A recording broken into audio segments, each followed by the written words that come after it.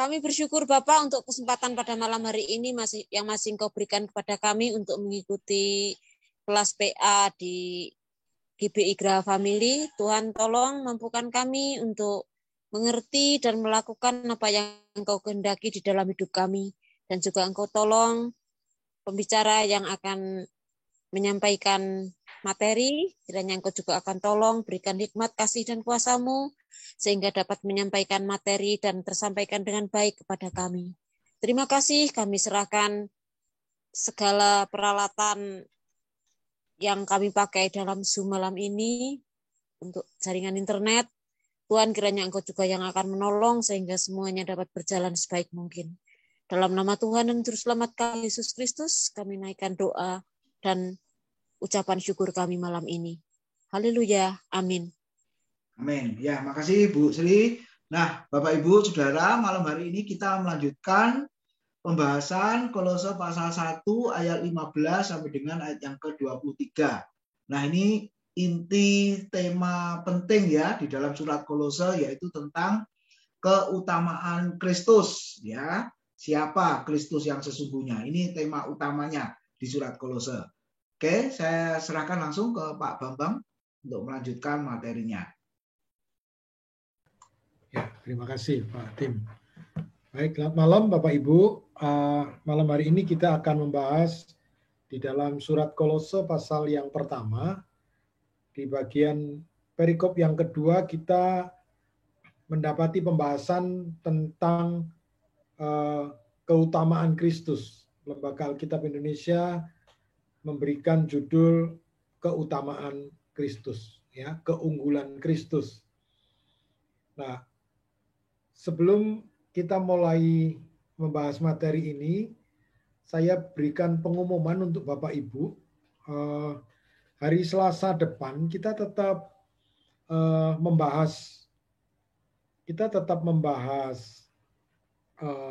eksposisi, tetapi materinya akan disampaikan di Minggu pagi. Ya, jadi materi PA akan disampaikan di khotbah Minggu pagi, dan hari Selasa malam hanya tinggal mereview atau mendiskusikan materi yang sudah disampaikan di hari Minggu pagi jam 9 di ibadah GBI Graha Family.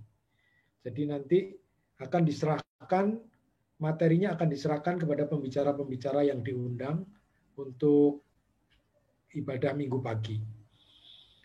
Ya, itu saja pengumuman. Ya. Jadi itu yang perlu Bapak Ibu perhatikan. Baik, saya akan menyampaikan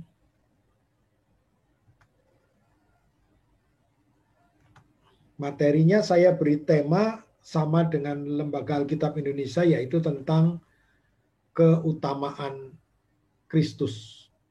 Ya, jadi supremasi Kristus atau keunggulan Kristus. Kita akan membahas di dalam pasal 1 ayat 15 sampai yang ke-23. Nah, dari ayat-ayat ini saya membagi menjadi 4 bagian pembahasan, yaitu di ayat yang ke-15 sampai ayat yang ke-17 dengan tema sebagai Tuhan atas ciptaan. Jadi keutamaan Kristus sebagai Tuhan atas ciptaan. Lalu yang kedua sebagai kepala gereja di ayat yang ke-18. Lalu di ayat yang di bagian yang ketiga, poin yang ketiga, sebagai pendamai segala sesuatu. Di ayat 19 sampai ayat yang ke-20, lalu di poin yang keempat, sebagai pendamai jemaat Kolose dengan Allah. Jadi ini untuk mempermudah kita melihat keutamaan Kristus atau keunggulan Kristus. Ya. Nah, mari kita akan melihat. Ya, jadi Bapak Ibu yang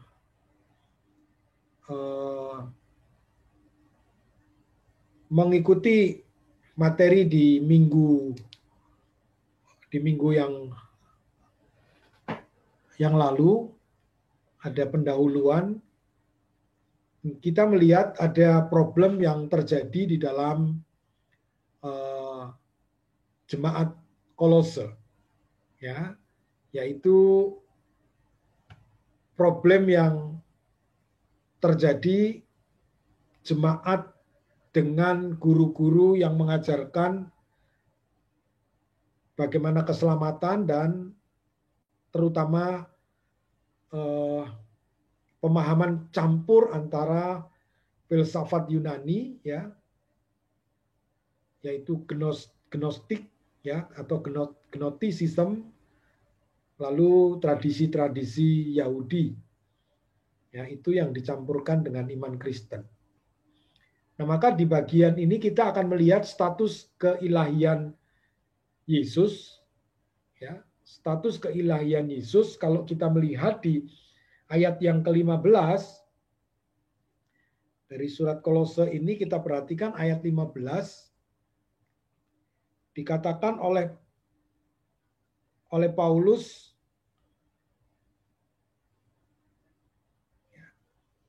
bahwa Yesus adalah gambar Allah yang tidak kelihatan. Ya, gambar Allah yang tidak kelihatan atau penyataan yang sempurna. Ya, disebutkan dengan icon atau image atau prototype. Ya, jadi gambar Allah yang tidak kelihatan itu dinyatakan dengan sempurna di dalam diri Yesus Kristus, di mana Yesus Kristus adalah gambaran Allah, ya, atau prototype. Jadi bukan tiruan, ya, bukan seperti, tetapi dialah Allah yang bisa dilihat, yang dinyatakan dengan sempurna di dalam daging. Itu di ayat yang ke-15 dikatakan ia adalah gambar Allah. Jadi gambar Allah yang tidak kelihatan mewujud dengan sempurna di dalam penyataan pribadi Yesus Kristus. Lalu dikatakan yang sulung, ya, yang sulung, lebih utama dari segala yang diciptakan. Ya, lebih utama dari segala yang diciptakan. Itu di ayat yang ke-15.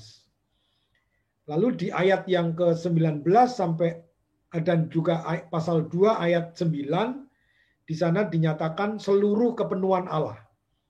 Jadi status keilahian Kristus, status keilahian Yesus itu dinyatakan oleh kepenuhan Allah di dalam diri atau manusia Yesus.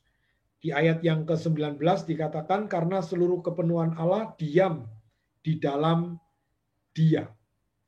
Ya, nanti kita akan lihat, ya, kepenuhan itu pleroma, itu menunjukkan bahwa seluruh apa yang disebut Allah oleh manusia itu ada di dalam diri Yesus. Ya. Jadi image, gambar Allah itu ada di dalam diri Yesus. Jadi kalau kita melihat status keilahiannya, kita bisa melihat dari ayat-ayat yang ada di dalam Alkitab. Ya, ini saya tidak ambil semuanya, tetapi beberapa ayat, ya, yang menunjukkan tentang keilahian Kristus atau keilahian Yesus, manusia Yesus itu. Nah, di ayat-ayat yang lain, keilahian ini dinyatakan dengan keberadaannya yang kekal. Ya, keberadaannya yang kekal. Nah, kalau kita membaca dalam Alkitab, kita bisa melihat di 1 Yohanes pasal 1 ayat yang pertama, ya, jadi dinyatakan oleh Yohanes bahwa Yesus adalah firman Allah. Ya. Firman itu bersama-sama dengan Allah dan firman itu adalah Allah. Jadi pada mulanya adalah firman. Nah, firman itu adalah Yesus yang menjadi daging. Ya, di dalam Filipi pasal yang kedua ayat yang ke-6 di sana disebutkan yang walaupun dalam rupa Allah tidak menganggap kesetaraan dengan Allah itu sebagai milik yang harus dipertahankan, keberadaannya yang kekal bersama dengan Allah. Ya, begitu juga dalam surat Ibrani ya pasal 11 ayat 26 dan Yudas ayat yang ke-5. Ya. Yudas ayat yang ke-5. Lalu status keilahiannya dinyatakan di dalam kesetaraan. Ya, di dalam kesetaraan. Bahwa Yesus itu setara dengan Bapa dan Roh Kudus ya yang dinyatakan di dalam amanat agung di dalam Injil Matius pasal 28 ayat yang ke-19. Ya. Karena itu pergilah jadikanlah semua bangsa muridku dan baptislah mereka dalam nama Bapa dan Anak dan Roh Kudus. Jadi dalam kesetaraan ya baptisan ataupun pengutusan, penciptaan dan lain sebagainya itu Allah Tritunggal Bapa, Anak dan Roh Kudus itu setara mereka bersama-sama. Lalu kalau kita melihat di dalam Injil Yohanes ya, pasal 5 ayat yang ke-23 di sana dikatakan ya supaya semua orang menghormati anak sama seperti mereka menghormati Bapa. Barang siapa tidak menghormati anak, ia juga tidak menghormati Bapa yang mengutus dia. Lalu status keilahiannya juga dinyatakan dia sebagai wujud kebenaran. Di dalam Yohanes pasal 1 ayat yang ke-9, terang yang sesungguhnya yang menerangi setiap orang sedang datang ke dalam dunia. Di dalam ayat yang ke-14, firman itu telah menjadi manusia dan diam di antara kita dan kita telah melihat kemuliaannya, yaitu kemuliaan yang diberikan kepadanya sebagai anak tunggal Bapa penuh kasih karunia dan kebenaran. Lalu pasal 14 ayat yang ke-6, ayat yang sangat terkenal, akulah jalan dan kebenaran. Jadi kebenaran itu mewujud menjadi daging di dalam firman yaitu Yesus. Ya, lalu sebagai pemilik, ya, sebagai pemilik kerajaan, ya, di dalam Efesus pasal 5 ayat 5, Wahyu pasal 11 ayat 15, lalu pemilik jemaat, ya, dituliskan dalam Roma pasal yang ke-16 ayat yang ke-16, ya, di sana dituliskan dengan kalimat salam kepada kamu dari semua jemaat Kristus. Jadi jemaat yang adalah milik Kristus. Lalu roh, ya, Roma 8 ayat 9, Filipi 1 ayat 19, lalu pemilik dari bait Allah, ya, nama Allah, pemilik dari nama Allah dan tahta. Ya, ini gambaran tentang status keilahian Yesus. Maka Paulus ingin menguatkan ya pemahaman atau pengenalan terhadap Yesus yang bukan hanya sebagai seorang yang datang sebagai rabi, sebagai guru, ya, tetapi memberikan penjelasan bahwa Yesus adalah Allah sendiri. Ya, Yesus adalah Allah sendiri. Nah, inilah persoalan yang sedang dihadapi karena filsafat Yunani, lalu pemahaman Yudaisme atau agama Yahudi itu tidak mempercayai keilahian Yesus. Lalu fungsi keilahian Yesus. Ya, fungsi keilahian Yesus ya, dinyatakan di dalam ayat yang ke-16 sebagai pencipta. Ya, sebagai pencipta. Karena di dalam Dialah telah diciptakan segala sesuatu yang ada di sorga dan yang ada di bumi, yang kelihatan dan yang tidak kelihatan, baik singgasana maupun kerajaan, baik pemerintah maupun penguasa, segala sesuatu diciptakan oleh Dia dan untuk Dia. Jadi keilahiannya itu dinyatakan di dalam fungsinya, yaitu sebagai pencipta. Itu juga disebutkan di dalam Ibrani, ya, pasal yang pertama, ya, ayat 1, pertama ayat yang kedua, lalu kemudian sebagai penopang di dalam ayat yang ke-17. Di dalam ayat yang ke-17 dikatakan Ia adalah terlebih dahulu dari segala sesuatu dan segala sesuatu ada di dalam Dia. Itu juga dinyatakan di dalam Ibrani pasal 1 ayat yang ketiga. Jadi ayat yang kedua, maka pada zaman akhir ini Ia telah berbicara kepada kita dengan perantaraan anaknya yang telah Ia tetapkan sebagai yang berhak menerima segala sesuatu. Oleh Dia Allah telah menjadikan alam semesta. Lalu ayat 3 Ibrani pasal 1, Ia adalah cahaya kemuliaan Allah dan gambar wujud Allah yang menopang segala yang ada dengan firman-Nya yang penuh kekuasaan. Dan setelah Ia selesai mengadakan penyucian dosa, Ia duduk di sebelah kanan yang maha besar di tempat yang tinggi. Lalu kemudian kita melihat fungsi keilahiannya dinyatakan sebagai pencipta hidup. Ya, lalu sebagai penguasa, sebagai penyembuh.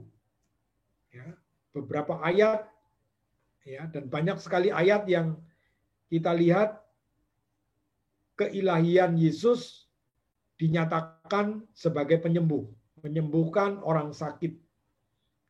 Lalu sebagai pengampun dosa. Ya, beberapa perdebatan dengan orang Farisi karena Yesus mengatakan dosamu telah diampuni. Ya. Dosamu telah diampuni, dan kalimat itu tidak mungkin diucapkan oleh seorang manusia. Ya, untuk mengampuni dosa karena itu adalah hak daripada Allah yang bisa mengampuni dosa. Tetapi berapa kali, berapa peristiwa Yesus mengatakan kepada orang-orang yang sakit, bukan sembuhlah engkau, tetapi dikatakan dosamu telah diampuni. Ya, juga di dalam Kisah Para Rasul pasal yang ke-5, ayat yang ke-31, Dialah yang telah ditinggikan oleh Allah sendiri dengan tangan kanannya menjadi pemimpin dan juru selamat, supaya Israel dapat bertobat dan menerima pengampunan dosa. Lalu pemberi hidup kekal. Di dalam Kisah pasal 4 ayat yang ke-12, itu ayat yang cukup menjadi dasar bagi orang-orang yang percaya kepada Kristus. Ya, ketika Petrus mengatakan di bawah kolong langit ini tidak ada nama lain yang olehnya kita mendapatkan keselamatan kecuali di dalam nama Yesus. Ya. Lalu membangkitkan orang mati. Ya, berapa kali Yesus itu membangkitkan orang mati, ya. Dan bahkan Dia sendiri bangkit dari kematian. Lalu Dia menjadi hakim. Ya, Dia menghakimi.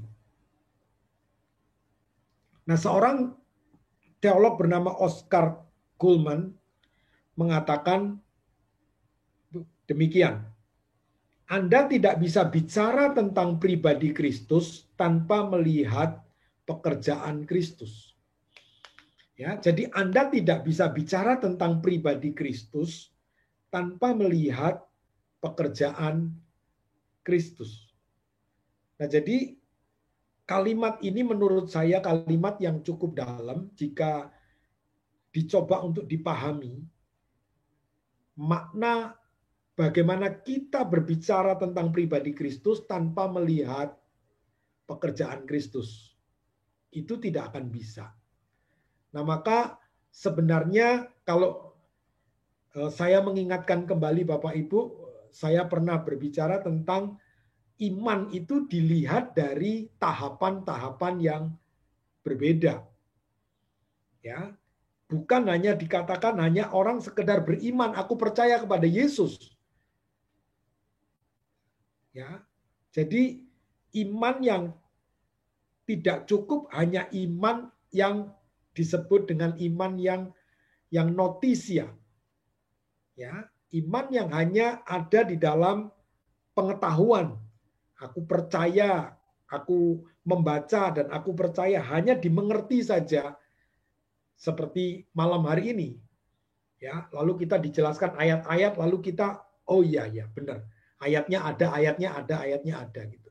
Dan dalam perdebatan membutuhkan ayat, kalau ayatnya ada ya sudah benar ada. Jadi hanya memenuhi knowledge saja. Itu yang disebut dengan iman notisia. Jadi hanya dalam catatan, notis saja. Tetapi iman itu tidak akan bisa mengerti. Menjalani kehidupan dengan iman tidak akan kuat. Ya, kalau tidak masuk pada tahapan iman yang disebut dengan iman yang asensial. Yaitu iman yang mengerti dibarengi dengan percaya yang sungguh-sungguh. Ya, percaya bahwa apa yang saya mengerti akan saya coba untuk saya percayai. Itu masuk kepada iman yang asensial. Nah, apakah cukup dengan iman yang asensial?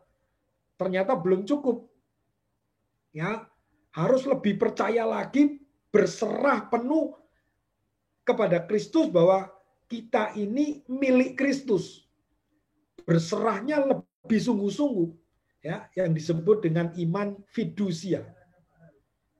Sehingga kita mempercayai apapun yang terjadi, Allah itu pemilik kita.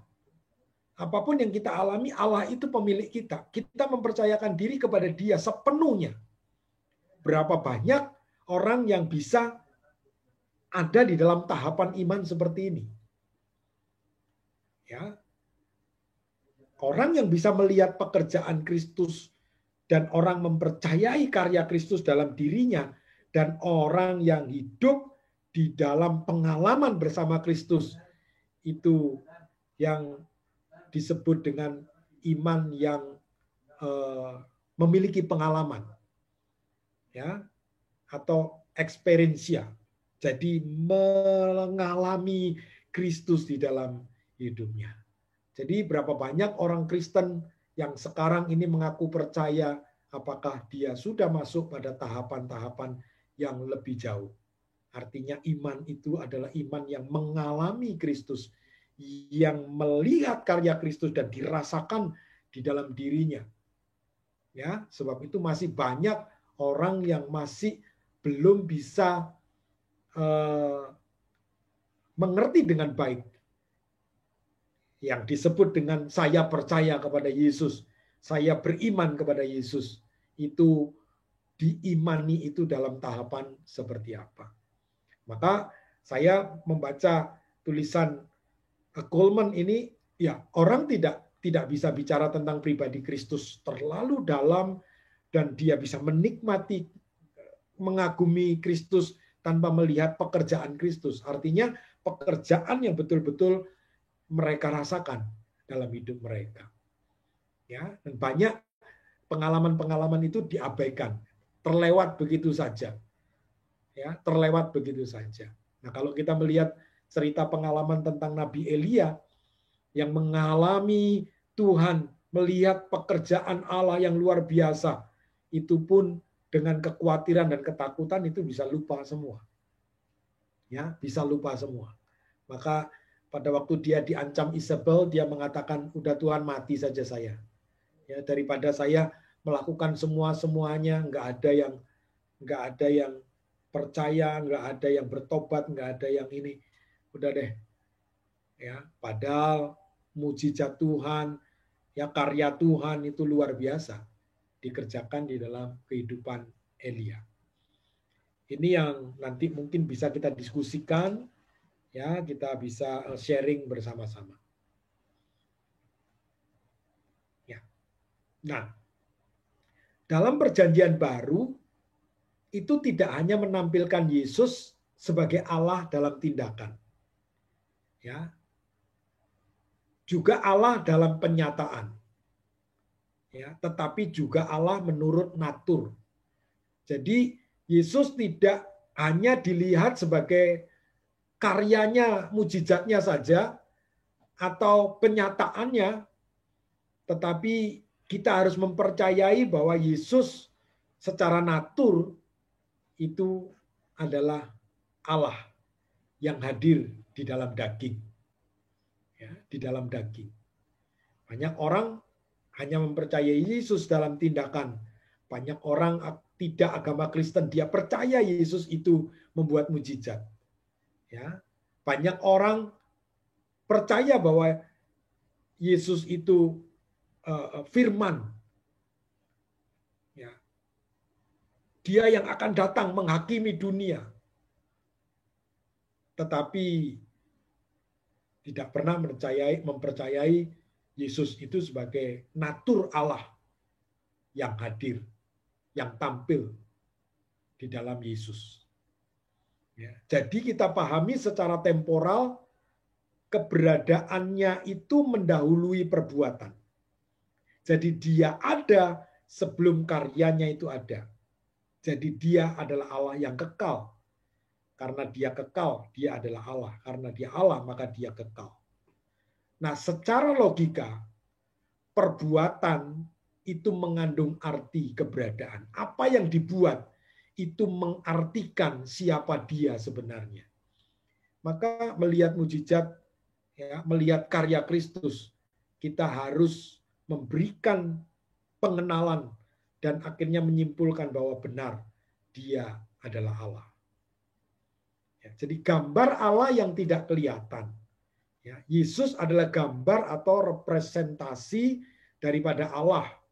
Ya, di dalam Ibrani tadi, surat Ibrani yang kita baca di pasal 1 ayat yang ketiga tadi, bahwa dia adalah gambaran Allah, ya, kemuliaan Allah,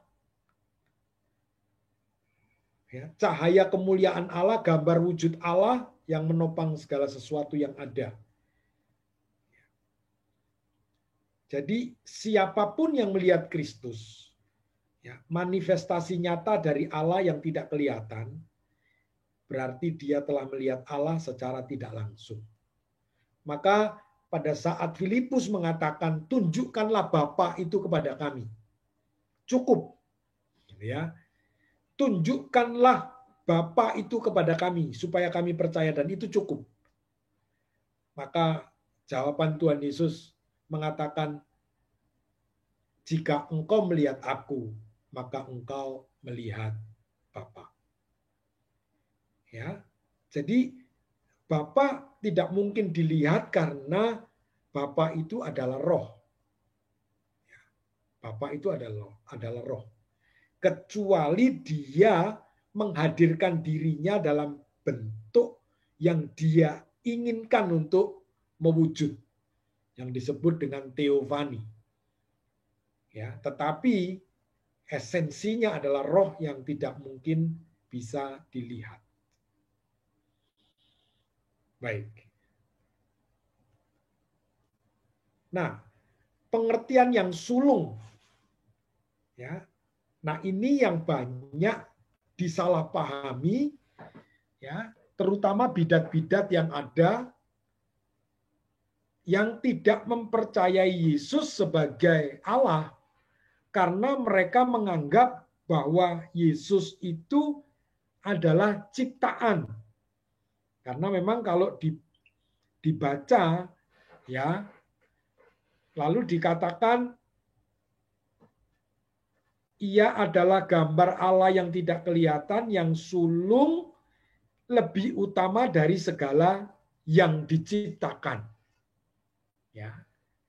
Lebih utama dari segala yang diciptakan. Nah, dari ayat ini, maka beberapa bidat Kristen mengatakan bahwa Yesus itu bukan Allah, yaitu dia ciptaan yang lebih utama. Ya, ciptaan yang lebih utama. Jadi dia adalah ciptaan yang paling utama. Jadi kalau dia manusia itu manusia yang paling unggul, manusia yang superior. Ya, jadi tidak ada yang bisa melebihi Yesus begitu. Tapi intinya tetap ciptaan. Nah, kesalahpahaman inilah yang menimbulkan pemahaman atau mereka mempercayai pemikiran-pemikiran yang berbeda. Ya, maka kita menyebut mereka bidat, ya. Tetapi mungkin mereka menyebut kita yang bidat, gitu.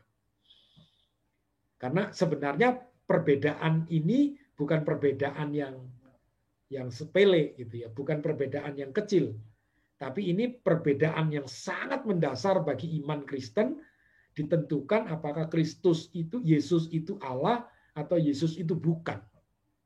Di situ persoalannya.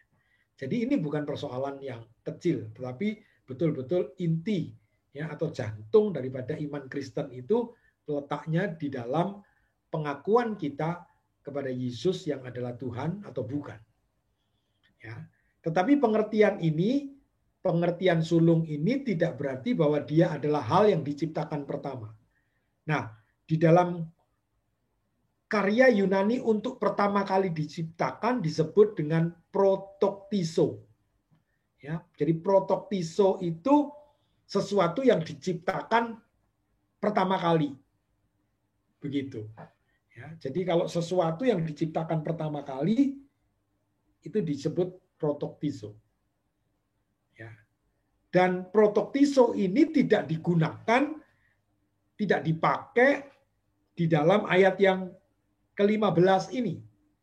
Ya, yang sulung ini tidak menggunakan kata protoktiso, tetapi menggunakan kata prototokos. Ya, prototokos. Nah, jadi prototokos ini berbicara tentang satu pengertian bahwa dia adalah preeminent. Ya, preeminent itu yang unggul. Ya, yang unggul. Yang unggul yang lebih utama dari segala yang diciptakan. Nah, itu kata yang dipakai prototokos. Jadi kata sulung itu tidak harus dimaknai dengan ciptaan. Karena nanti kalau ciptaan memang akan membatalkan posisi atau status Yesus itu sebagai Allah. Ya.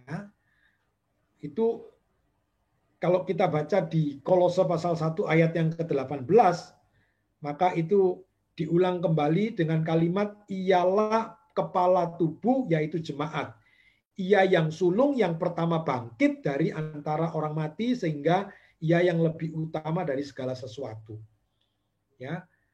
Jadi yang sulung yang pertama ya kalau di dalam Kolose pasal 1 ayat 18 itu dua kata arke dan kata prototokos itu ada di dalam ayat yang ke-18.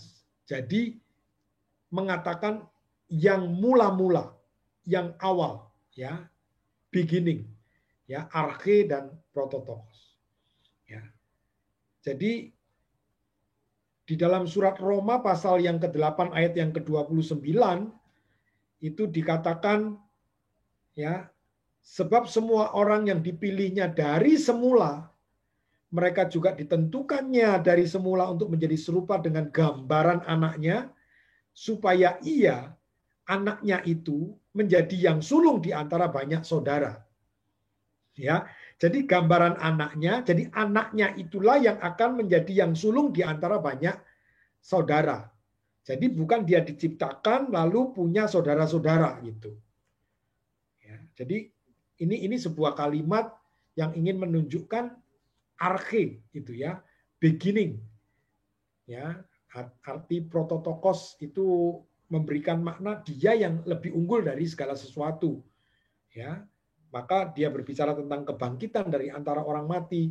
Itu Yesus yang menjadi arche, ya, yang menjadi yang memulai. Ya, itu dituliskan. Ya, juga di dalam surat Ibrani pasal yang pertama ayat yang ke-6 kita bisa membaca di sana, ya. Dan ketika ia membawa pula anaknya yang sulung ke dunia, ia berkata, semua malaikat Allah harus menyembah dia. Ya, ini berbicara tentang second coming. Ya, nanti kalau Allah itu turun, ya, kembali, ya, dalam kedatangan yang kedua, maka semua malaikat Allah harus menyembah dia. Gitu. Nah, dalam konteks Alkitab, kata sulung berarti beberapa hal. Ya, yang pertama, hal ini dapat berarti yang pertama lahir dari keluarga. Itu kata sulung. Yang kedua, ini bisa berarti satu yang unggul. Jadi siapa yang unggul? Ya, dan secara alami dimiliki oleh anak tertua dalam keluarga, ya, karena anak tertua memiliki hak, ya, sebagai anak sulung. Nah, jika tidak ada anak laki-laki, maka putri sulung mengambil posisi. Nah, di dalam Mazmur 89 ayat 20 dan ayat 27 itu dikatakan begini, aku telah mendapatkan Daud hambaku, aku telah mengurapinya dengan minyakku yang kudus. Aku pun juga akan mengangkat dia menjadi anak sulung. Ya, anak sulung. Nah, padahal Daud itu bukan anak sulung. Ya, dia keturunan Yehuda. Nah, Yehuda dalam cerita keturunan, Yehuda bukan anak sulung. Ya, Yehuda itu anak yang keempat. Ya, anak pertama Ruben. Nanti ada Lewi, ya, satu lagi saudaranya, terus Yehuda. Ya, tetapi karena persoalan yang terjadi, Ruben yang meniduri petiduran ayahnya, ya, lalu Lewi dan saudaranya itu punya kekerasan, maka Yakub itu menempatkan Yehuda sebagai anak sulung. Nah, jadi ini karena melihat satu keunggulan. Ya, demikian juga dengan anak Yusuf. Ya, harusnya anak Yusuf itu yang tua Manasye, yang muda Efraim. Ya, tapi Yakub waktu memberikan berkat, maka tangan kanannya disilangkan, lalu dia memberkati Efraim. Ya, lalu Efraim menjadi anak sulung dari Yusuf, padahal anak sulungnya adalah Manasye. Maka pada saat Yusuf protes, dikatakan, Bapak salah menempatkan tanganmu, karena yang di tangan kanan itu bukan anak pertama. Tapi Yakub bilang tidak. Ya, jadi Efraim akhirnya menjadi anak sulung, ya, dari segi bukan kelahiran, bukan segi urut-urutan, tetapi dari sisi teologis yang dimaknai oleh Tuhan, ya, dimaknai oleh Yakub, ya, baik Yehuda maupun Efraim. Begitu. Baik. Lalu di ayat yang ke-16, ya, yang dikatakan segala sesuatu ada di dalam Kristus. Nah, ini menunjukkan keilahian Kristus melalui hubungannya dengan ciptaan. Jadi tadi berkenaan dengan fungsi keilahiannya yang menciptakan segala sesuatu. Allah menciptakan segala sesuatu di dalam Dia. Ya, karena di dalam Dialah telah diciptakan segala sesuatu. Lalu Paulus mengawali ayat ini dengan pernyataan bahwa segala sesuatu telah diciptakan di dalam Dia. Nah, pernyataan ini menjadi petunjuk bahwa Kristus memiliki kuasa terhadap semua ciptaan. Ya, Kristus memiliki kuasa terhadap semua ciptaan. Jadi menyerahkan segala sesuatu harus ke dalam nama Yesus, ke dalam tangan Yesus. Nah, hal ini merupakan hubungan sebab akibat di mana Kristus sebagai yang terutama membuat dirinya memiliki kuasa penuh terhadap ciptaan. Nah, Kenneth Baker mengatakan menitik beratkan kepada kata segala sesuatu. Menurutnya, kata ini dapat memiliki arti totalitas dari semua yang ada di surga dan di bumi. Sebab dikatakan yang ada di surga dan di bumi, yang kelihatan dan tidak kelihatan, di singgasana maupun kerajaan, pemerintah, penguasa, segala sesuatu diciptakan oleh Dia dan untuk Dia. Nah, kemudian di ayat yang ke-17, Kristus telah ada sebelum segala sesuatu. Ya, dikatakan Ia ada terlebih dahulu dari segala sesuatu dan segala sesuatu ada di dalam Dia.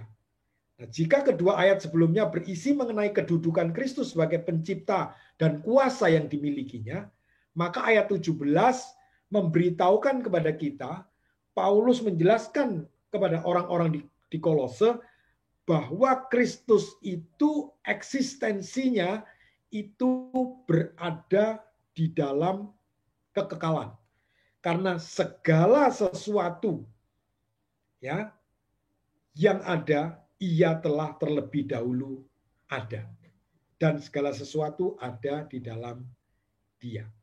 Jadi di dalam ayat ini terdapat dua bagian utama, yakni Kristus sudah ada sejak semula dan seluruh ciptaan ada untuk Dia. Segala ciptaan untuk Dia. Lalu kemudian di ayat yang ke-18,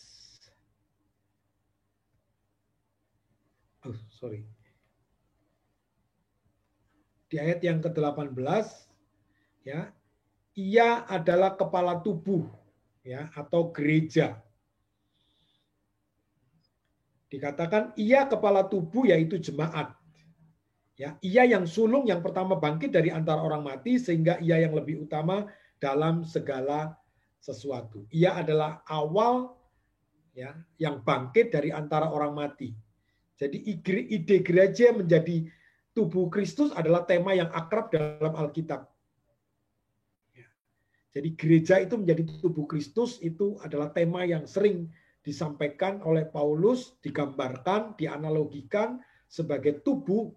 Hal ini ditemukan dalam Efesus pasal 1 ayat 22 sampai 23. Yang menjelaskan bahwa segala sesuatu telah diletakkannya di bawah kaki Kristus dan Dia telah diberikannya kepada jemaat sebagai kepala dari segala yang ada. Jemaat yang adalah tubuhnya yaitu kepenuhan Dia yang memenuhi semua dan segala sesuatu. Dalam 1 Korintus pasal 10 sampai pasal 12 dikatakan Paulus berbicara tentang kita semua menjadi bagian dari tubuh Kristus. Tetapi dalam ayat-ayat dia berbicara tentang hubungan masyarakat satu sama yang lain. Tetapi di kitab Kolose ia berbicara tentang hubungan Yesus dengan gereja. Lalu di ayat yang ke-19, karena seluruh kepenuhan Allah berkenan diam di dalam Dia. Nah, ini yang ingin disampaikan kepada jemaat Kolose bahwa Paulus sedang menjelaskan pemahaman yang sebenarnya sungguh-sungguh berlawanan dengan pemahaman yang dipahami oleh orang-orang Gnostik, ya, yang sedang berkembang di wilayah Kolose, yang sedang berbicara untuk memahami Allah itu sebenarnya seperti apa. Ya, maka Gnostisisme mengajarkan bahwa Tuhan itu tidak bisa menjadi daging.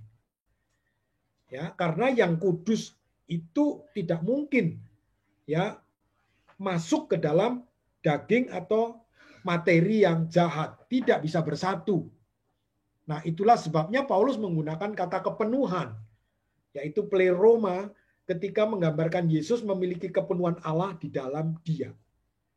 Ya, seperti Yohanes pasal 1 ayat yang ke-14 yang mengatakan kata menjadi daging dan diam di antara kita. Ya, dan Dia, firman itu telah menjadi daging dan diam di antara kita. Lalu di ayat yang ke-20, dan oleh Dialah ya ia memperdamaikan. Ya, di dalam Kristus Allah itu memperdamaikan. Ya, istilah ini ya kalau kita lihat di ayat yang ke-22 ya, sekarang diperdamaikannya di dalam tubuh jasmani. Ya. Jadi oleh Dialah kita ini ia memperdamaikan ya segala sesuatu dengan dirinya, baik yang ada di bumi maupun yang ada di sorga, sesudah ia mengadakan pendamaian oleh darah salib Kristus. Jadi Allah memakai Kristus mendamaikan orang-orang berdosa itu di dalam Kristus. Ya, ini berarti merubah dari permusuhan kepada perdamaian. Ya, khususnya di antara orang-orang ya, dosa telah menyebabkan pemisahan antara pencipta dan yang diciptakan. Allah bertindak di dalam Kristus untuk mengembalikan persekutuan tersebut. Ya, Roma pasal 5 ayat 18 ya dan 19. Ya, dia mati ketika kita masih berdosa dan dia mendamaikan kita. Ya, ini adalah kata majemuk ganda. Ya, di dalam kata pendamaian itu ya apokatalasso. Ya, dalam penekanan teologis Paulus menggunakan kata yang sama dalam Efesus pasal 2 ayat yang ke-16 ya, coba kita lihat di dalam surat Efesus pasal yang kedua ayat yang ke-16. Ya. Dan untuk memperdamaikan keduanya di dalam satu tubuh dengan Allah oleh salib dengan melenyapkan perseteruan pada salib itu. Ya, di dalam 2 Korintus pasal 5 juga ya ayat 18 sampai ayat 20. Kemudian di ayat yang ke-22 tadi ya, sekarang diperdamaikannya di dalam tubuh jasmani Kristus melalui kematiannya. Ya, melalui kematiannya diperdamaikan. Untuk apa? Untuk menempatkan kamu itu kudus di hadapan Allah. Menempatkan kamu tidak bercela di hadapan Allah dan menempatkan kamu tidak bercacat di hadapan Allah. Ya, jadi 3 kata ini adalah kata sinonim untuk menjelaskan betapa pemurnian ya, pemurnian orang percaya itu ya dikerjakan oleh Kristus, oleh Roh Kudus ya, oleh Bapa ya, untuk orang-orang pilihan ini menjadi murni. Ya, kudus, tak bercela dan tak bercacat. Nah, sekali lagi sanggahan dari keyakinan bahwa Yesus bukan Tuhan dalam daging, ya itu yang disampaikan oleh aliran Gnostik. Bisa juga Paulus sedang menangani masalah doketisme. Ya, doketisme ini adalah bidat yang mengatakan bahwa untuk memahami bahwa Allah itu datang ke dunia di dalam diri Yesus, dia mengatakan ya memang datang dalam diri Yesus, tetapi Yesus ini bukan fisik yang sejati. Bukan daging yang sejati, tetapi manusia yang semu. Ya, sehingga Allah itu dimungkinkan berdiam di dalam diri Yesus. Ya, karena memang fisiknya itu, jasmaninya itu semu. Sehingga Allah dimungkinkan datang hadir di dalam diri Yesus. Nah, ini juga bidat yang harus dilawan karena pemahaman yang keliru tentang manusia Yesus gitu. Jadi kita dijadikan kudus di hadapan Allah karena kebenaran ya yang diperhitungkan Kristus untuk diri kita. Ya. Jadi melalui kematian fisik Kristus di kayu salib ya di mana ia menanggung dosa kita di dalam tubuhnya. Di dalam tubuhnya.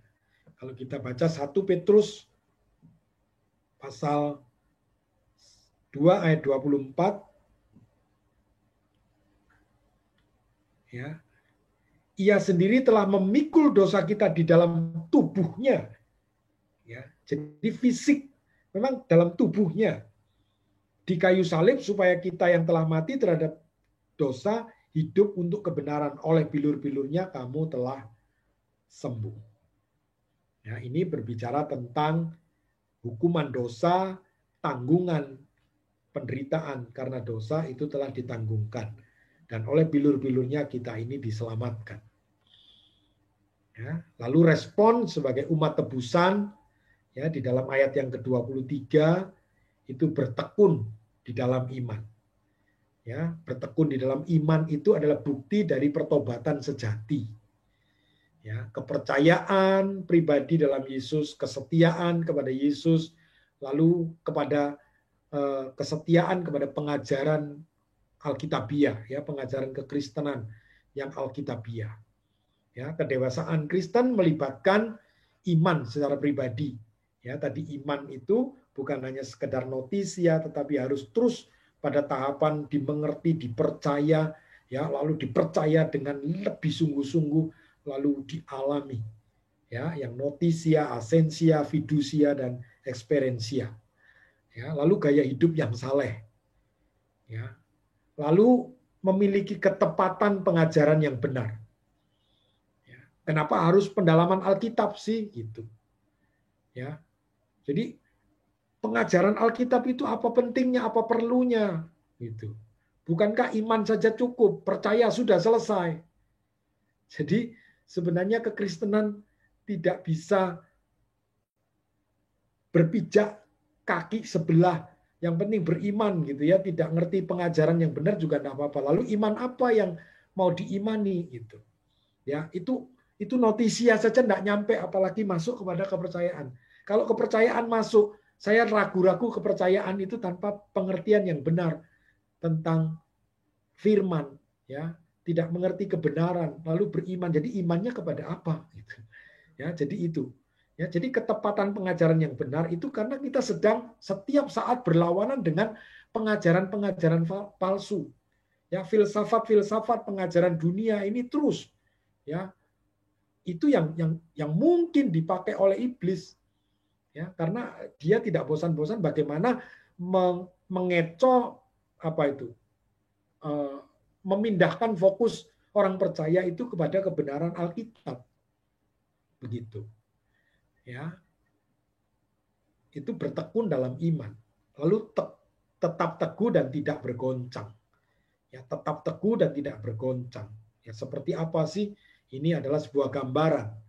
Ya, supaya mereka yang telah diteguhkan itu, ya, ini sebagai metafora, ya, dasar yang teguh, ya, konstruksi atau dasar yang pasti, gitu ya, seperti yang diceritakan di dalam Injil Matius itu ya, orang yang membangun rumah di atas batu dan di atas pasir, orang yang tidak mengerti, mendengar, mentaati firman itu sama seperti orang yang membangun rumahnya di atas pasir.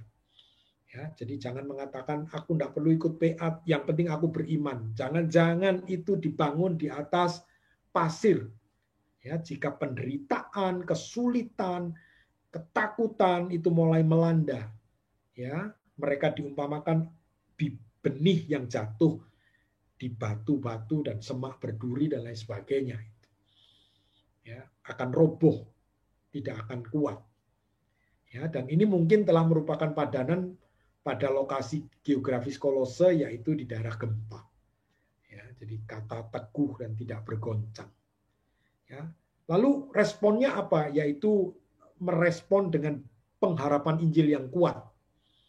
Ya, mempercayai Injil, mengerti kebenaran Injil, ya, kebenaran firman, itu adalah mempercayai bahwa sesuatu yang akan diberikan di dalam pengharapan kita, ya, dinyatakan sebagai kemuliaan, ya, hidup yang kekal, keselamatan yang tertinggi, kedatangan yang kedua, dan lain-lain. Ya, penyempurnaan adalah hal yang pasti, hanya waktunya saja yang tidak bisa kita ketahui. Sehingga kita perlu bertekun, kita perlu teguh, tidak goyah, dan terus memiliki pengharapan. Ya, puji Tuhan. Sampai di sini materi yang bisa saya sampaikan. Saya kembalikan kepada Pak Tim. Ya, makasih Pak Bambang yang sudah menyampaikan materinya. Nah, Bapak Ibu sudah dijelaskan dengan panjang lebar ya, jelas sekali, yaitu bicara tentang keutamaan Kristus atau keunggulan Kristus. Nah, ini melawan bidat gnostik yang ada di Kolose dan juga ajaran sesat masa kini, saudara. Jadi yang diganggu-gugat itu bicara Kristusnya, kristologinya. Nah, sudah dijelaskan tadi bahwa dia adalah Allah, ya, status kealahannya dan fungsinya atau pekerjaannya. Makanya pribadi dan pekerjaan Kristus tidak bisa dipisahkan.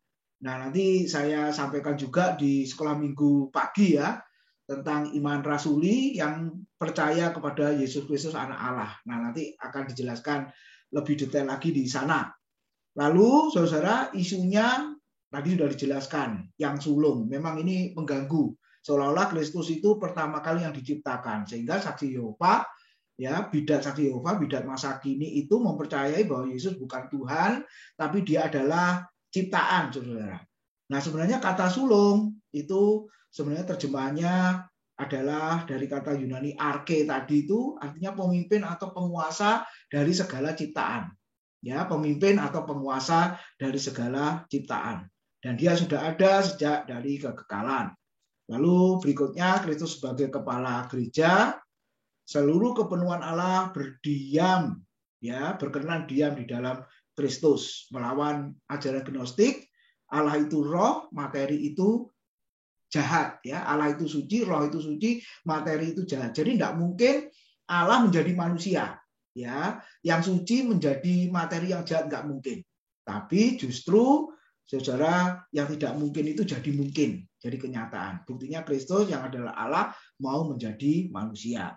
Oke, lalu ada fungsi Kristus yang setelah datang, yaitu mendamaikan orang berdosa dengan Allah. Jadi karena dosa menyebabkan permusuhan, ya, antara Allah dan manusia. Melalui kematian Kristus, maka jemaat ditempatkan sebagai jemaat yang kudus, tidak bercacat dan tidak bercela. Nah, itu tujuan dari kehidupan gereja, Bapak Ibu, Saudara. Nah, lalu terakhir respon jemaat, ya. Tadi dikatakan kalau sudah ditebus oleh Kristus, didamaikan, dikuduskan, maka kita harus bertekun dalam iman. Artinya mengerti dan mengalami. Nah, ini penting ya, saudara, mengerti dan mengalami, menghidupi seperti itu. Lalu yang kedua, tetap teguh dan tidak bergoncang. Nah, bicara soal pengajaran yang benar, kita bagaikan bangunan rumah yang dibangun di atas batu karang yang kuat, sehingga tidak tergoyahkan oleh angin badai dan lain sebagainya. Lalu respon kita jemaat yaitu memiliki pengharapan Injil, yaitu kehidupan kekal, keselamatan, kedatangan Kristus kembali. Nah, itu ringkasannya, Bapak Ibu. Silakan Bapak Ibu boleh bertanya, menanggapi, ya, sehubungan dengan kristologi di surat Kolose. Silakan Bapak Ibu. Ya, jelas? Kurang jelas? Yang mana, saudara? Ya, mari. Ini isunya sangat penting loh. Sampai hari ini kan masih memandang ayat yang sulung itu, saudara, ya, terjemahnya kurang tepat itu, ya. Harusnya diterjemahkan pemimpin atau penguasa. Sama dengan di Wahyu pasal 3 ayat 14 itu. Ya, kalau saudara lihat di situ juga salah terjemahan. Coba dibaca ya, sambil menunggu yang akan merespon. Wahyu pasal 3 ayat yang ke-14. Nah, ini juga terjemahannya salah. Coba saudara lihat ya. Wahyu 3 ayat yang ke-14.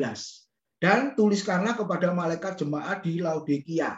Inilah firman dari Amin, saksi yang setia dan benar, permulaan dari ciptaan Allah. Nah, ini kan mengganggu toh. Siapa Amin, siapa saksi yang setia dan benar, itu kan bicara Kristus. Nah, kalau kita melihat ayat ini, Kristus adalah permulaan dari ciptaan Allah. Nah, ini kan mengganggu, saudara. Nah, ini salah terjemahan ya, ini salah terjemahan. Sebenarnya King James menerjemahkan dengan benar. Jadi bukan permulaan dari ciptaan, tapi dia adalah penguasa, ya ake, penguasa atau pemimpin dari segala ciptaan. Dan dia sendiri tidak termasuk ciptaan di dalamnya. Ya, oke. Nah, inilah fungsinya kita belajar di kelas belajar Alkitab, saudara ya. Ada terjemahan-terjemahan yang kurang tepat sehingga kita bisa lebih mengerti. Silakan, ada yang mau bertanya? Mari, Bapak Ibu, kita berdiskusi ya. Ada Iren. Ya, silakan. Bu Sri, silakan. Ini Pak, ada ya. Apa ya Pak, pertanyaan atau pernyataan juga boleh. Nah, ini Pak, Yesus sebagai ciptaan itu kan sebenarnya kalau saya tidak salah ya Pak, ini saya pernah mendengar ketika siapa ya Pak waktu itu ketika saya di STTAI itu Yesus sebagai ciptaan itu sebenarnya sudah ada, ajaran itu sudah ada dari abad-abad pertama.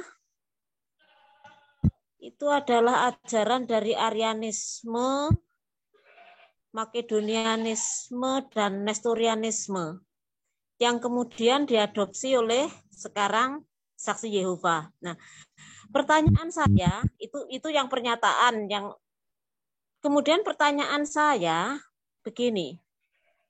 Jika mereka menganggap bahwa Yesus itu sebagai ciptaan, bagaimana dengan konsep mereka tentang Allah Tritunggal?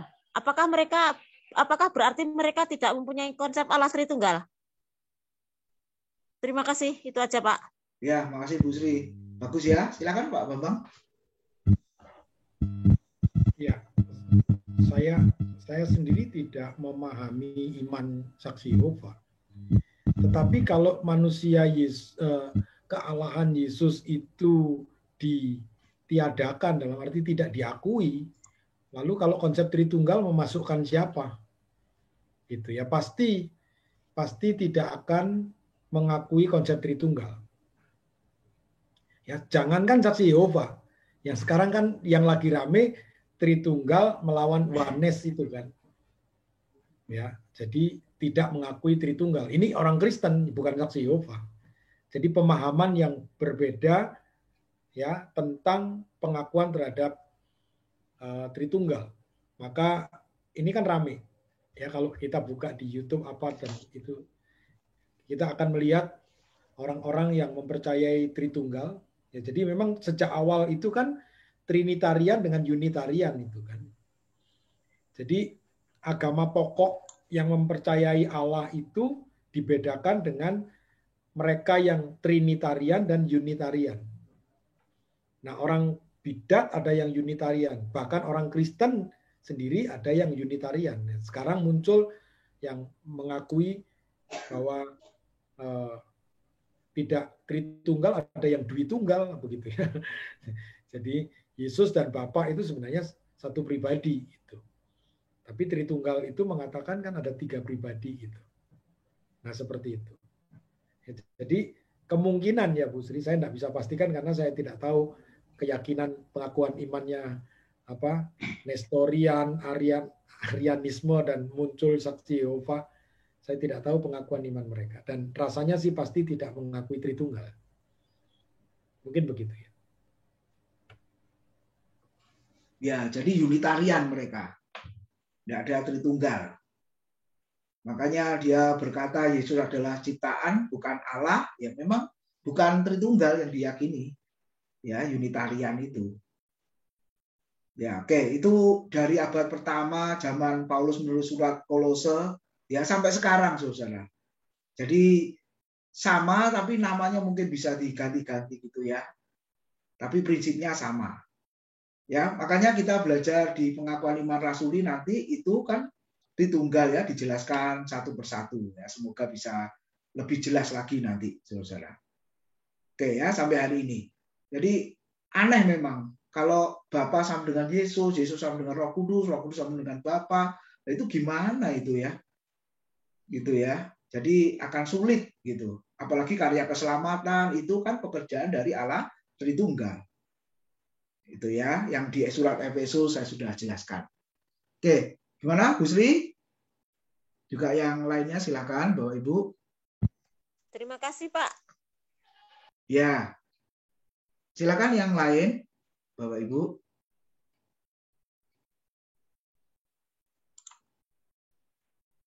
Ya, sudah jelas. Jadi Pak Pendi, Bu Lia, Pak Andreas, Bu Yudhistia juga hadir nih. Iya, saya hadir, Pak. Iya, Bu. Silakan. Tadi nggak tahu itu ayat berapa ya tadi yang saya lihat penulisannya. Bahwa Kristus memang sudah dari awal, dari penciptaan. Pencipta bukan sebagai ciptaan, tapi yang mencipta. Lalu yang nomor 2-nya ada kalimat untuk Kristus. Saya boleh lihat lagi itu enggak tahu di ayat berapa itu ya tadi. Penjelasannya Pak Bambang tadi ada ditayangkan untuk Kristus. Di ayat 16 dan ayat 17 itu, Bu. Iya, saya boleh lihat lagi. Oh, sebentar ya.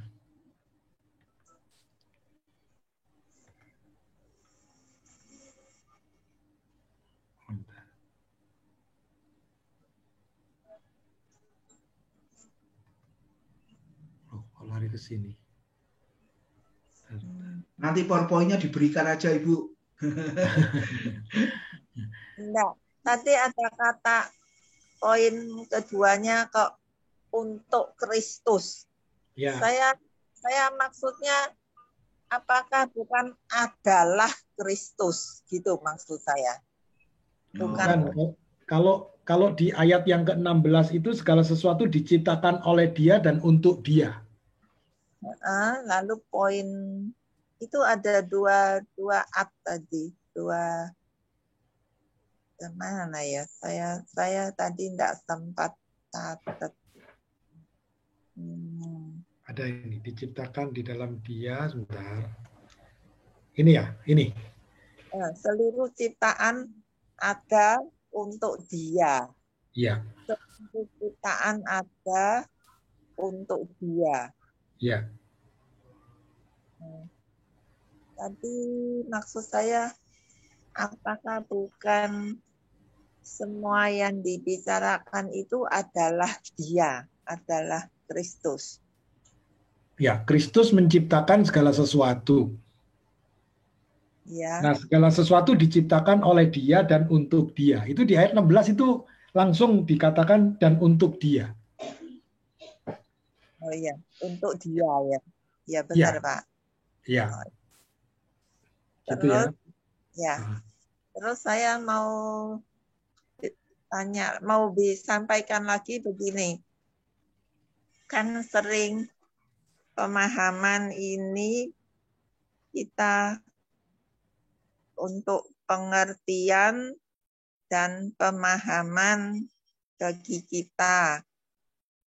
Saya rasa perlu juga ditekankan untuk aplikasinya. Maksudnya untuk untuk dipraktekkan, digunakan sehari-harinya. Jadi bukan berhenti pada mengerti, memahami saja, tapi dilanjutkan pada tindakan.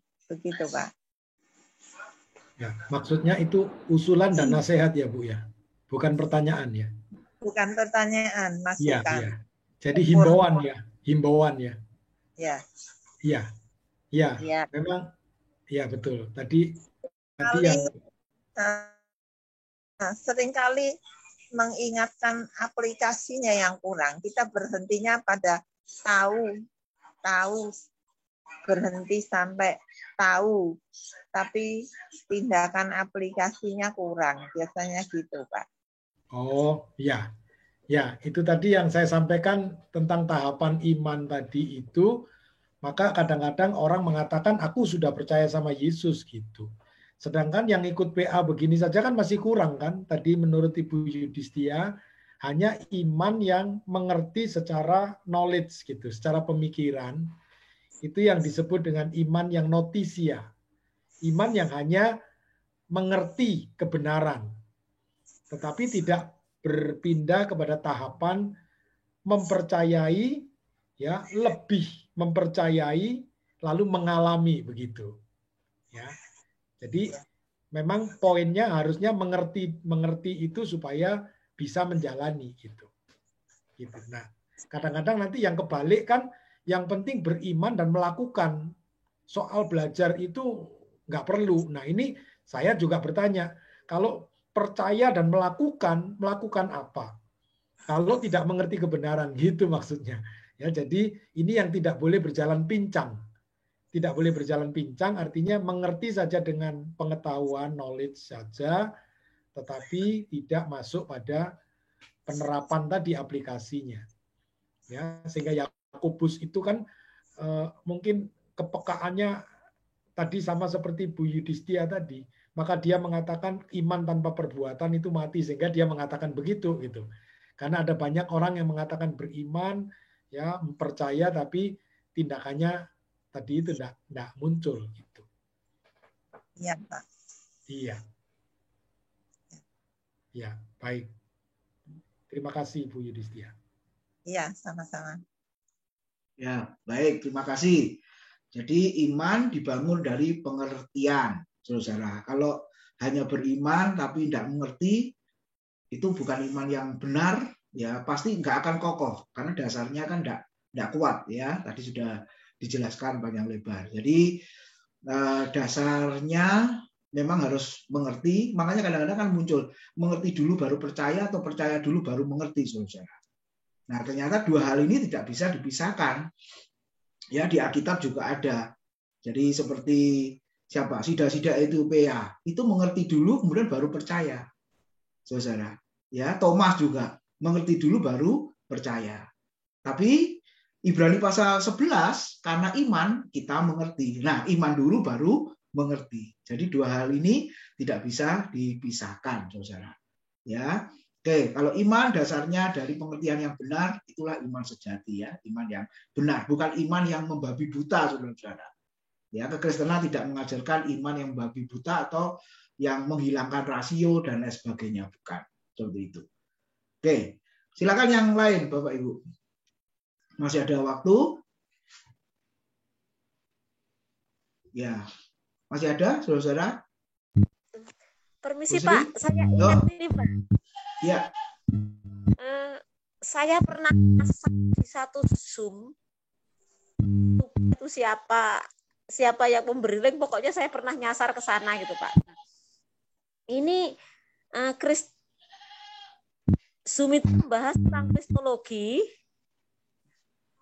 dan dia bicara itu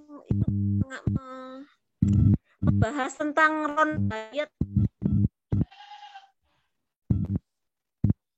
Mungkin Pak Bambang pernah mendengar?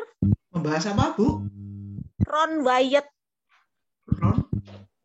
Ron Wyatt. Itu loh Pak yang mengatakan bahwa dia menemukan goa tempat apa ya Pak? Tempat Tuhan Yesus dikuburkan, terus di sana dia menemukan darahnya itu masih bisa di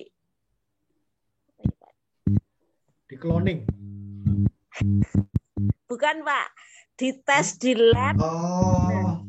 Itu. Nah, dia menyatakan bahwa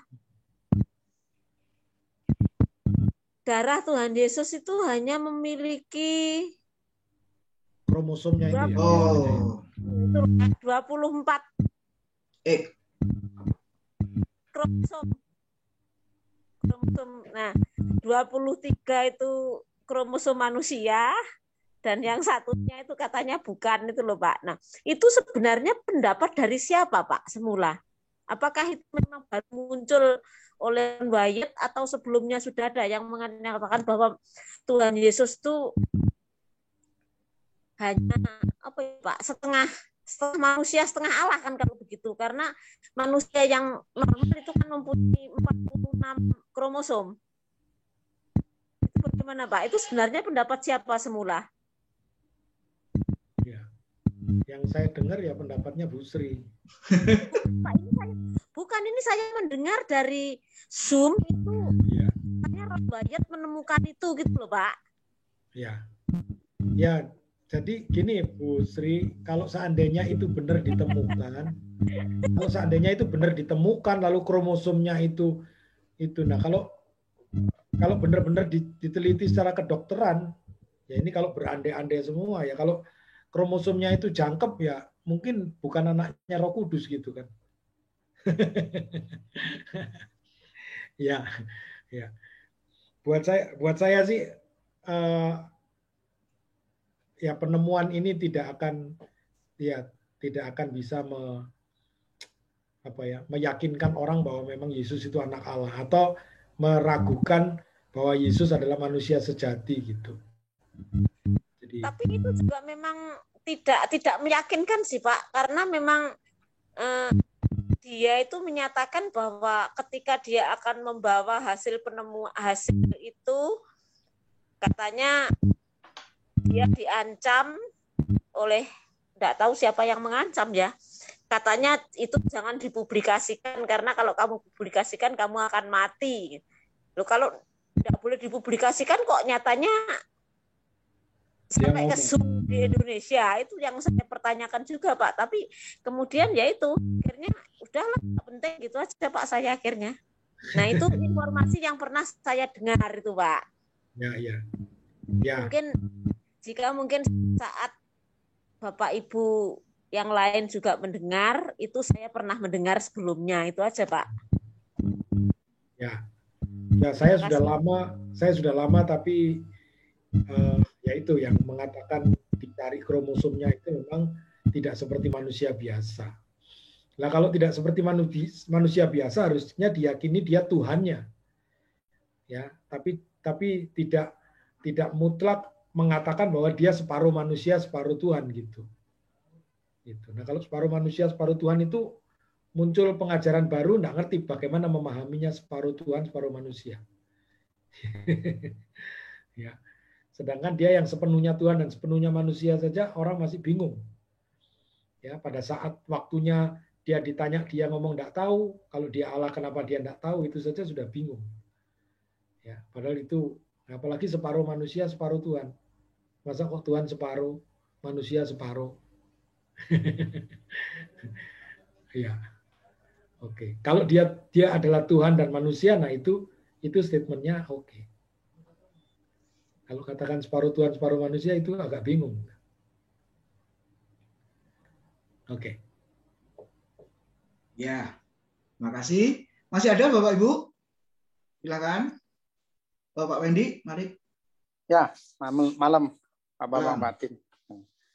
Pak, bagaimana kita bisa memahami bahwa Allah itu anak ya? Padahal kita tahu tadi dikatakan bahwa dia pencipta, bukan yang diciptakan. Ya, dia sudah ada sejak kekekalan.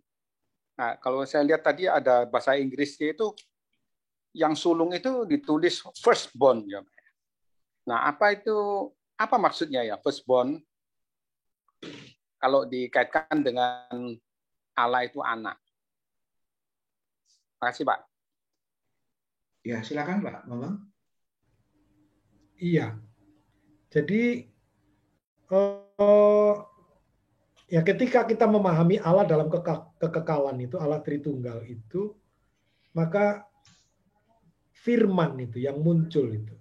Jadi yang lahir daripada Allah itu adalah firman-Nya itu. Jadi firman, jadi firstborn itu adalah yang lahir dari Allah. Yang lahir dari Allah itu apa ya? Firman itu. Jadi maka Yesus itu adalah anak Allah, dikatakan anak Allah itu adalah yang lahir dari Allah. Artinya adalah bagian yang muncul dari Allah, ya, yang muncul dari Allah itu apa? Firman. Maka dia dikatakan pada mulanya adalah firman. Firman itu adalah Allah, gitu. Jadi pada mulanya adalah firman dan firman itu adalah Allah. Jadi apa yang bisa kita kenali dari Allah, yaitu firman-Nya. Allah itu tidak bisa kita kenali tanpa dia berfirman. Gitu. Jadi pentingnya mengenali Allah itu ya lewat firman-Nya itu. Sehingga dikatakan siapa yang ingin mengenal Bapa, ya dia cukup mengenal aku, begitu. Ya, karena aku ini dari Allah. Gitu. Ya. Jadi kan jadi Yohanes itu memberikan satu pemahaman yang penting.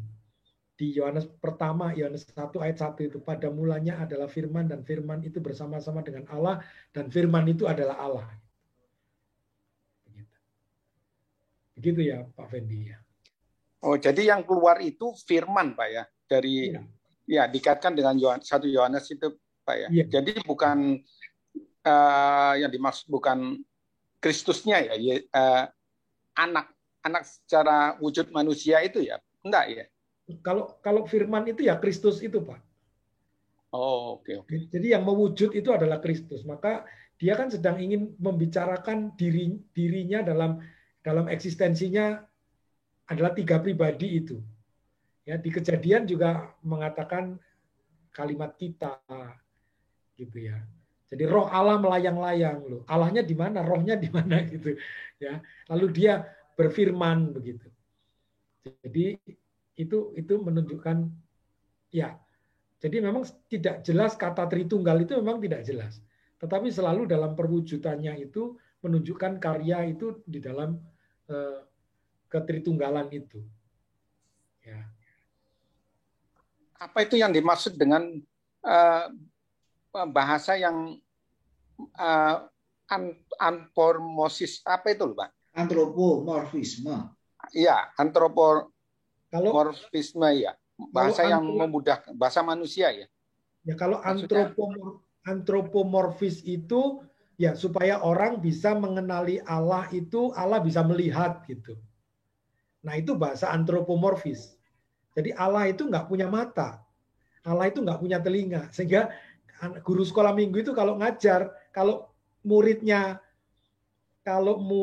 kritis, ya Allah itu melihat, lalu ditanya mata Allah itu sebanyak apa dan segede apa gitu, ya. Nah jadi kalau kita orang tua, kita harus memahami Allah itu bisa melihat, tapi tidak sedang berbicara kepada ansih punya mata gitu. Tapi melihat itu hanya bahasa antropomorfis supaya kita bisa memahami. Kan bahasa manusia itu ada mata, ada telinga gitu. Tapi buat Allah itu tidak perlu mata dan telinga seperti kita. Jadi kita tidak bisa bayangkan Allah itu digambarkan sebagai wujud manusia. Kecuali dalam wujud Yesus itu. Gitu. Kecuali dalam wujud Yesus. Tapi Allah yang adalah roh itu tidak punya wujud yang seperti kita. Maka ada bahasa antropomorfis. Jadi ingin menggambarkan manusia supaya mengerti. Oh Allah itu bisa merasa, Allah itu bisa mendengar, Allah itu bisa berpikir gitu ya. Nah kalau Allah bisa berpikir, nah otaknya segede apa, pinter banget gitu. Nah, jadi tidak sedang membicarakan secara anatomis, tetapi ini bahasa antropomorfis untuk memberikan gambaran seakan-akan, jadi direndahkan, jadi seakan-akan seperti manusia, tapi tidak bisa dibayangkan seperti itu. Hanya bahasa itu yang mewakili, Pak. Mencoba untuk mewakili, untuk kita mengenal Allah itu dengan bahasa manusia. Maka antropo itu kan manusia. Ya. Tapi Allah yang firman dan lain sebagainya itu bukan bahasa antropomorfis, tapi ini sedang membicarakan eksistensi. Sedang membicarakan eksistensi untuk kita mengerti tentang Allah dengan 3 pribadi. Jadi tidak sedang memudahkan kita untuk mengerti tentang Allah, tapi betul-betul 3 pribadi itu eksis gitu, Pak, eksis. Jadi bukan untuk memudahkan kita mengenal Allah, tapi justru kita harus mengenal Allah yang memiliki 3 pribadi. Dan inilah sulitnya iman Kristen yang tidak akan selesai dipikirkan. Gitu. Ya Pak, makasih Pak, agak jelas Pak. Makasih. Ya, sulit ya saudara-saudara ya. Ini kalau nggak ikut PA tambah gak ngerti saudara-saudara. Yang ikut saja mumet. Ya, yang ikut saja kita, Alkitab itu kekayaan pengertiannya kayak begitu, saudara. Kita mau menjangkau seperti apa ya? Nah, mungkin untuk mempermudah biasanya ada istilah bapak, anak itu kan kita selalu berpikir relasi ya. Ada bapak, ada anak. Sama seperti kita ini bapak lalu punya anak, atau kita ini anak punya bapak. Tapi bagi Allah yang disebut bapak, bagi Yesus yang disebut anak, itu Bapak Ibu jangan dipikirkan relasi seperti tadi. Tidak akan ketemu. Jadi kalau Yesus disebut anak, itu memang namanya anak. Ingat, malaikat berkata kepada Ibu Maria kan, dia akan disebut anak Allah yang maha tinggi. Nah, jadi namanya itu anak. Saudara. Jadi bukan hubungan keluarga ya, hubungan biologi seperti itu. Nanti bingung nanti jadinya. Nah, Yesus juga disebut Bapa. Ingat, Yesaya pasal 9 ayat 5, itu kan nubuatan tentang Yesus kan, Bapa yang kekal. Nah, terjemahnya kurang tepat. Yang benar Bapa kekekalan. Artinya Bapa kekekalan itu apa? Pencipta, bukan ciptaan. Nah, sebab kalau enggak melihat ini, nanti kita bingung lagi. Loh, itu kan berarti Yesus sama dengan Bapa. Bapa juga sama dengan Yesus. Nah, kacau lagi, saudara-saudara. Kalau tidak melihat konteksnya seperti itu. Oke, jadi kita bisa belajar, saudara, kristologi itu sangat penting sekali ya. Kalau kita nonton di YouTube, Pak Mangapul Sagala itu kan sangat konsentrasi di kristologi. Karena itu dasar iman Kristen, harus benar ini pemahamannya. Kalau enggak, wah semua jadi kacau. Ya, oke, kiranya Tuhan memberkati kita semua. Masih ada? Saudara, silakan. Kalau sudah tidak ada, kita akan akhiri. Kalau masih ada, saya beri kesempatan. Oh, Ibu? Iya. Masih ada? Silakan. Ya, memang ada yang bingung. Seringkali ada bingung, Pak. Iya. Mengenai ini. Roh Kudus kan sudah ada di dalam kita. Kita kan minta Roh Kudus pimpin langkah kehidupan kita. Nah, seringkali ada sebut Roh Kudus pimpin kita juga supaya mau buka hati menerima Roh Kudus. Yang bikin buka hati itu siapa yang bikin buka hati, Pak? Kadang ada orang keras hati, dia tidak membuka hati. Itu penjelasannya bingungnya itu. Apakah Roh Kudus yang bukakan hati kita atau kita yang buka hati? Yaitu kadang tidak buka hati. Bagaimana supaya buka hati? Kan minta Roh Kudus. Iya. Yaitu bolak-balik jadi bingungnya di situ, Pak. Iya, oke. Terima kasih. Ya, silakan Pak Bambang. Ini jadi Tuhan yang buka atau kita yang buka gitu ya, sederhananya. Ya. Oke. Ya, silakan Pak Bambang. Iya. Memang kalau kita kembali kepada pemahaman secara teologis bahwa kelahiran kembali itu kan Allah yang melahirkan. Gitu ya. Kelahiran kembali itu Allah yang melahirkan. Nah, jadi kalau orang tidak dilahirkan kembali, bagaimana yang selanjutnya? Jadi itu permulaan pemahaman kita. Tapi secara kronologis kita memang kita bisa bicara bahwa kita merespon. Ya. Loh, buktinya manusia itu merespon. Kalau manusia tidak merespon ya tidak bisa. Itu secara kronologis. Ya, tapi secara teologis kita pahami bahwa kelahiran kembali itu adalah kelahiran oleh Roh Kudus. Jadi Roh Kuduslah yang sebenarnya melahirkan kembali kita. Gitu. Jadi tanpa dilahirkan kembali oleh Roh Kudus, sulit orang untuk bisa percaya kepada Yesus. Begitu. Tapi memang kalau dibandingkan dengan kronologis, cerita tentang kronologis kehidupan kita, seringkali kita memahaminya, ya kita yang merespon. Gitu. Tetapi bagaimana orang yang tidak dilahirkan kembali itu bisa merespon? Nah, itu pertanyaannya ke sana. Ya. Jadi tetap kita minta Roh Kudus yang membuka hati. Ya. Lalu kita kita mendoakan, itu tugas yang lain.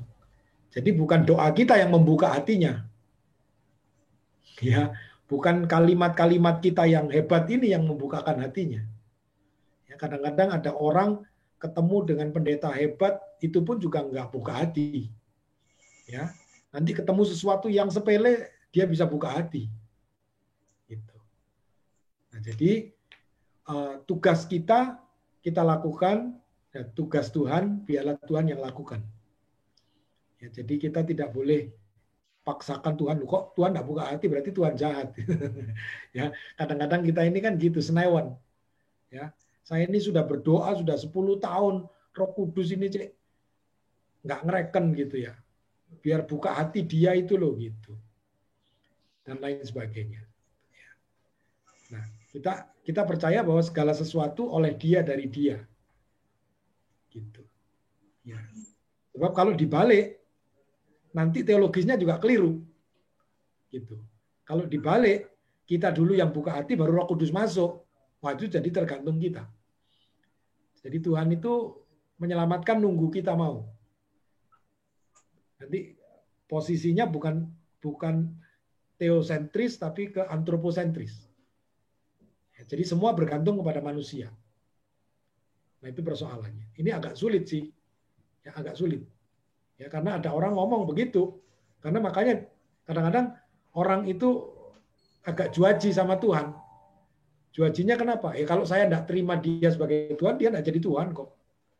Ya, saya kalau tidak mau jadi Kristen, saya tidak buka hati, saya tidak jadi Kristen kok. Gitu ya. Ya karena saya mau aja jadi Kristen. Gitu. Makanya untung ya Tuhan Yesus itu tidak mati sia-sia, jadi ada yang ditebus. Kalau saya tidak mau ditebus ya mati sia-sia dia. Gitu. Ya. Jadi bagaimanapun kita akan kembali kepada Allah lah yang melahirkan kita. Ya, Allah yang akan Roh Kudus yang membuka hati kita. Mungkin itu. Ya, tapi kalau dibicarakan soal kronologis, ya mungkin nggak ketemu. Begitu ya, Bu. Ya, jadi gini sederhananya. Kalau Bu Yudhisia tadi tanya Tuhan apa kita, jawabnya keduanya. Tapi kita harus ingat, anugerah mendahului respon manusia. Ya, sekali lagi, anugerah Tuhan mendahului respon manusia. Tuhan yang buka hati kata Alkitab, ya. Lalu manusia akhirnya bisa buka hati. Nah, yang menyebabkan manusia bisa buka hati itu karena Roh Kudus. Gitu Ibu. Jadi tetap Tuhan buka hati, kita juga harus buka hati. Nah, waktu kita bisa buka hati, itu adalah pekerjaan Roh Kudus. Iya kan? Nah, anugerah menyelamatkan kita. Terus kalau kita nggak percaya, ya kan? Nah, akhirnya kita bisa percaya. Kenapa kok kita bisa percaya? Karena Roh Kudus yang melahirkan baru kita. Sehingga kita mampu percaya. Jadi yang membuat mampu percaya itu siapa? Roh Kudus. Jadi ujung-ujungnya kembali kepada Tuhan, bukan kepada manusia. Jadi Tuhan yang memulai di dalam karya keselamatan. Tidak pernah manusia memulai di dalam keselamatan. Itu ya, Ibu, sederhananya. Bisa lebih jelas?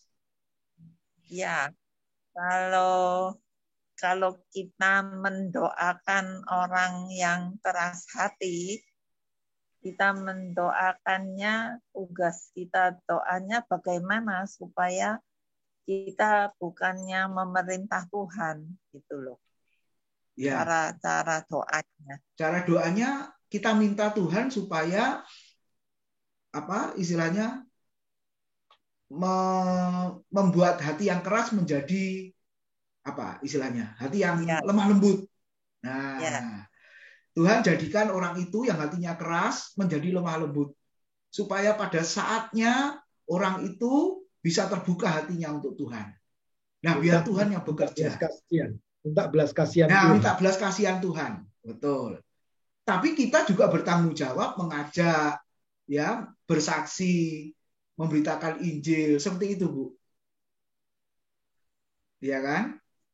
Nah, memang sekarang kita nggak melihat hasilnya, nggak apa-apa. Ya, suatu saat pasti kita kan bagikan menabur benih, dan benih nanti suatu saat pasti bertumbuh. Seperti itu. Memang perlu waktu. Ya, kasusnya Ibu Lydia itu bagus, Kisah Rasul 16 ya. Tuhan buka hati sehingga Ibu Lydia mendengarkan perkataan Paulus. Nah, jadi Paulus berkhotbah, Tuhan bekerja, pokoknya kita menyampaikan firman, pasti Tuhan bekerja. Ya, karena firman yang kita ucapkan. Roh Kudus bekerja, Roh Kudus buka hati orang yang mendengar. Nah, itu Bu. Ya, oke, pelan-pelan nanti kita akan belajar lebih lagi. Oke, terima kasih atas kebersamaannya. Waktunya sudah habis, kita akhiri ya. Oke, silakan Bu Yudhistia ditutup dalam doa. Terima kasih. Mari kita berdoa. Bapa di dalam surga, kami datang padamu Bapa, kami bersyukur malam hari ini kami boleh bersama-sama berbincang-bincang, mendengar firman Tuhan, memahami apa yang Tuhan mau untuk kami lebih mengerti melalui apa yang disampaikan oleh Pak Bambang, oleh Pak Timotius, juga melalui bincang-bincang kami menjadi lebih mengerti bagaimana berkat Tuhan bagi kami melalui firman-firman yang kami terima. Terima kasih Bapa dalam surga, sertai kami untuk minggu berikutnya, pada pertemuan yang berikutnya, kami juga suka mendengar firman. Kami juga suka dapat lebih mengenal Tuhan. Terima kasih Tuhan, terima kasih Bapak. Sebentar ini kami mau berpisah dari Zoom ini. Tuhan sertai kami, tetap menyertai kami, memberi kesehatan yang baik pada kami. Dalam keluarga, Tuhan juga pelihara semua dalam sehat. Terima kasih Bapak untuk semua kebaikan Tuhan, kemurahan Tuhan. Kami bersyukur, kami suka lebih mengenal Tuhan, mengenal kasih Tuhan pada kami.